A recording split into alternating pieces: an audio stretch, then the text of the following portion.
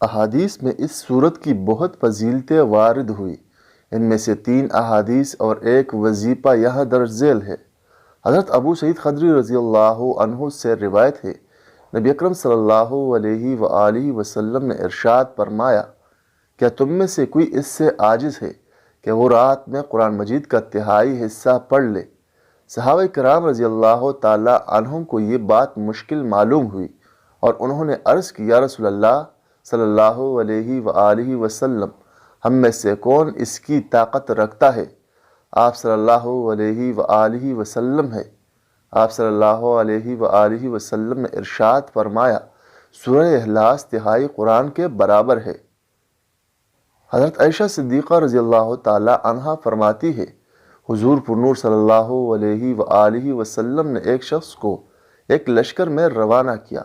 وہ اپنے ساتھیوں کو نماز پڑھاتے تو سورہ فاتحہ کے ساتھ سورت ملانے کے بعد سورہ اخلاص پڑھتے تھے۔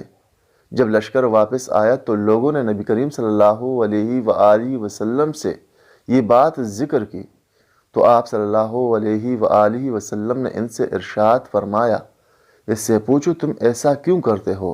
جب لوگوں نے اس سے پوچھا تو اس نے کہا، یہ سورت رحمان کی صفت ہے، اس وجہ سے میں اسے پڑھنا پسند کرتا ہوں۔ تاجدار رسالت صلی اللہ علیہ وآلہ وسلم نے ارشاد فرمایا، اسے بتا دو کہ اللہ تعالیٰ اس سے محبت فرماتا ہے۔ حضرت انس رضی اللہ عنہ سے روایت ہے، ایک شخص نے سید عالم صلی اللہ علیہ وآلہ وسلم سے عرض کی کہ مجھے اس صورت سے بہت محبت ہے۔ ارشاد فرمایا، اس کی محبت تجھے جنت میں داخل کر دے گی۔